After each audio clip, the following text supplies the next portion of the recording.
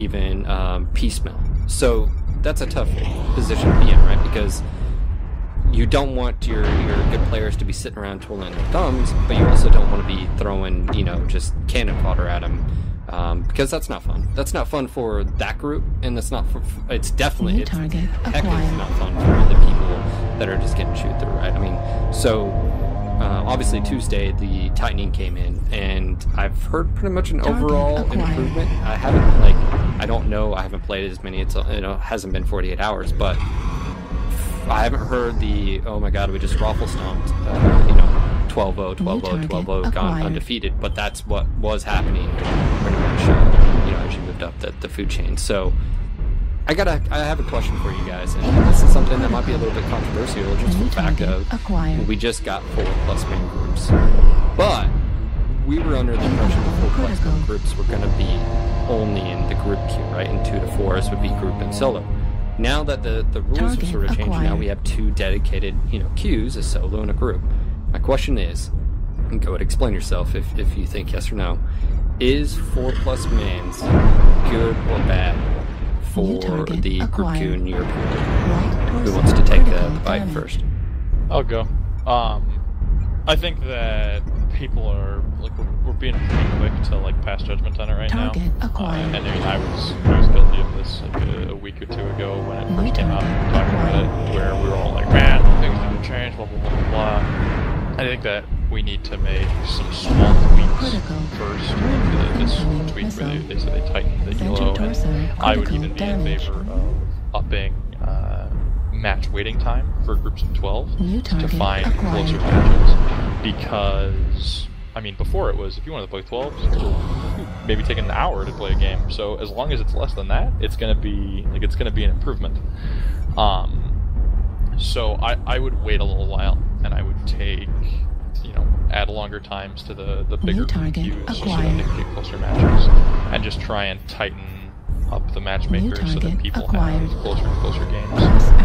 Because I think that it really is helpful, and I think that as much as the competitive community and the people that run up against the competitive community are having some troubles with it, I think that there is a much larger group of people that is really enjoying the large groups.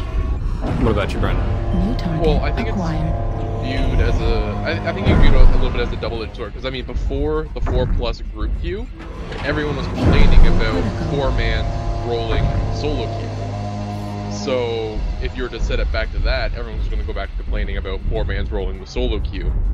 Whereas with the 4-man plus groups, or the 2 to 10 more or less, everyone's going to complain about rolling in the 10 groups, but at least the solo queue is actually a solo queue, so you're not going to have the big group still rolling the solo player. So I think it's a little bit on both sides. You can't have pretty much one or the other.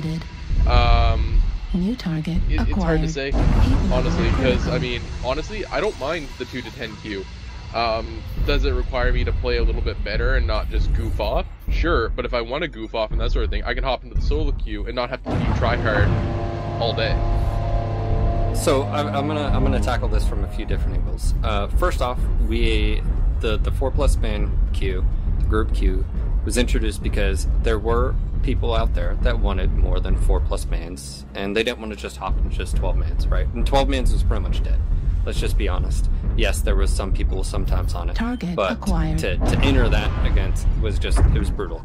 Not everyone has the time, not everyone has the people, stuff like that. So there was a contingent that wanted 4+ man groups. So bam, did that solve them? Yes, it got those people, right, that maybe have a 7-6 man group, which is awesome, which probably means there are some people that came back to the game.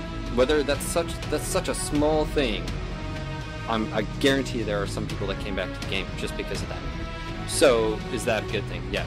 Now, the question remains, though, is if we know 4-man pre-mades were so influential just in a pug queue, now giving them the ability to do more than 4+ man organizational team speak, that's where I guess I'm asking is, and James, you were totally correct though, that may be just is this just a fringe incident where you've got really good teams on comms, now they're able to go 4, 5, 6, all the way up to 12, and they were a fright, they were